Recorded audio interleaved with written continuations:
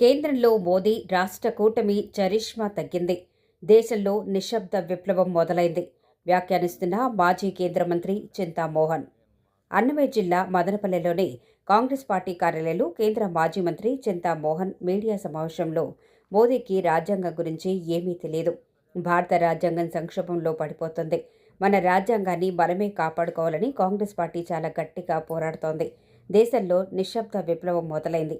విద్యార్థుల ఆందోళన, నిరుద్యోగుల్లో అసహనం పెరుగుతోంది. మరోపక్క పెరిగిన పెట్రోల్, గ్యాస్ ధరలతో సామాన్యులు అల్లాడిపోతున్నారు.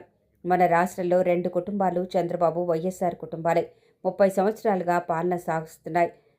దేనికని 10 లక్షల కోట్లు అప్పు చేశారు. పాదయాత్రల పేరుతో ప్రతి అడుగుకి ₹1 కోటి సంపాదించారు. కోస్తాంధ్రలోని బలిజలు ముఖ్యమంత్రి కావాలని, రాష్ట్రాన్ని పరిపాలించాలని ఆశపడుతున్నారు. తెలుగుదేశం, వైసీపీలో అవకాశం ఉండదు, మేము ఆ అవకాశం కల్పిస్తాం. మా కాంగ్రెస్ పార్టీలోకి సాధారణంగా ఆహ్వానిస్తున్నాం. తూర్పు కాపులు, బలిజలు కాంగ్రెస్లో చేరండి, కాంగ్రెస్ను బలోపేతం చేద్దామని తెలియజేస్తున్న మాజీ కేంద్ర మంత్రి చింతామోహన్. సంక్షోభంలో ఉంది. దీన్ని కాపాడుకోవాల్సిన అవసరం 150 కోట్ల మంది ప్రజలపైన ఉందని తెలియజేస్తూ, ఈ సంక్షోభ సమయంలో మరి కాంగ్రెస్ పార్టీ చాలా గట్టిగా కృషి చేస్తుంది. మొన్న వెళితే నేను ఎప్పుడు చూడలేదు, ఢిల్లీలో వేల మంది వచ్చేసి ఉన్నారు. ఒకరికొకరు తెలీదు, ఆయన ఎవరు, ఈయన తెలీదు, ఈయన ఎవరో తెలీదు. ఒక సైలెంట్ రెవల్యూషన్ నడుస్తూ ఉంది భారతదేశంలో.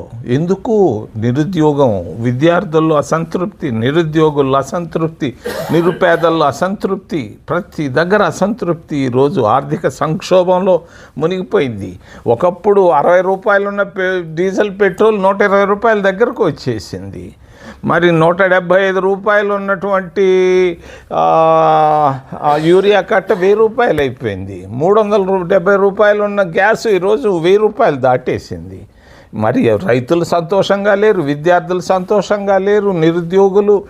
ఉద్యోగం వస్తుందని ఎవరైనా చెప్పగలరా? మదనపల్లిలో ఒక్కరికన్నా ఉద్యోగం వస్తుంది రాబోయే 1 సంవత్సరంలోని చెప్పలేనటువంటి పరిస్థితి. చదువుకొని కూడా ఏం ప్రయోజనం? ఈ పరిస్థితుల్లో తెలియని, చదువు లేనటువంటి మన అమిత్ షా గారు, చదువు అసలు ఏమీ తెలియనటువంటి మోడీ గారు గొప్ప ప్రయత్నం జరుపుతున్నారు. ఇది ఒక పెద్ద విష ప్రయోగం. దీనివల్ల భారతదేశానికి నష్టం 150 కోట్ల. ఈరోజు మనకు ఉన్నటువంటి ప్రతిష్ట రాజ్యాంగపరంగా ఎక్కడో ఉంది. మన ప్రతిష్ట అంబేద్కర్ గారు తీసుకొచ్చినటువంటి రాజ్యాంగం, మహాత్మా గాంధీ, నెహ్రూ గారు రాయించినటువంటి రాజ్యాంగం ఈరోజు సంక్షోభ దిశలో ఉందని తెలియజేస్తూ, రెండవ విషయం ఆంధ్రప్రదేశ్ రాష్ట్రంలో చెప్పక తప్పదు. ఇది 2 కుటుంబాలు పరిపాలిస్తున్నాయి. 2 కుటుంబాలు, లక్షలాది కుటుంబాలు ఉన్నాయి. ఏ కుటుంబం పరిపాలించటం లేదు. 2 కుటుంబాలు. ఒకటి చంద్రబాబు నాయుడు గారు, దాదాపు రేపో మాపో 19 సంవత్సరాలు ముఖ్యమంత్రిగా పరిపాలించబోతున్నాడు. వైఎస్ కుటుంబం 11 సంవత్సరాలు పూర్తి చేసింది. మొత్తం కలుపుకుంటే 19 + 11 30 సంవత్సరాలు. దాదాపు 70 సంవత్సరాల ఆంధ్రప్రదేశ్ చరిత్రలో 2 కుటుంబాలు పరిపాలించడం గమనార్హం. ఏం సాధించాం దీనివల్ల? నేను ఎక్కువ లోతుకు పోవటం లేదు, కానీ పైనే చెప్తున్నా. ఈరోజు 10 లక్షల కోట్లు అప్పుల్లో ఉన్నాం. ఎవరు చేశారు ఈ 10 లక్షల కోట్ల రూపాయలు? ఆంధ్రప్రదేశ్ రాష్ట్రం అప్పుల్లో ఉంది ఈరోజు. ఎవరు 10 లక్షల కోట్లకి ఎవరు కారణం? మరి పాదయాత్రలు చేశారు, సంతోషం. పాదయాత్రలు అవసరం కూడా. మరి ప్రతి అడుక్కి ₹1 కోటి తక్కువ లేకుండా సంపాదించారు. ఈ పక్క కానీ ఆ పక్క కానీ ఏమీ లేనోళ్లే కదా. మరి రెడ్డి సాహెబ్ కన్నా ఏదన్నా ఉంది, ఒక కనీసం కొట్టమన్నా ఇదిగో ఉంది, అదో కారు ఇది ఉంది. వాళ్ళకి అది లేనోళ్ళు కదా. ఈరోజు ఈ పక్క చూస్తే బిలియన్లు, ఆ పక్క చూస్తే మిలియన్లు. ప్రతి అడుక్కు డబ్బు సంపాదించారు పాదయాత్ర వల్ల. ఆంధ్రప్రదేశ్ రాష్ట్రం సరిగ్గా లేదు. బలిజలు కోరుకుంటున్నారు ఆంధ్రప్రదేశ్ రాష్ట్రానికి ముఖ్యమంత్రి రావాలి అని.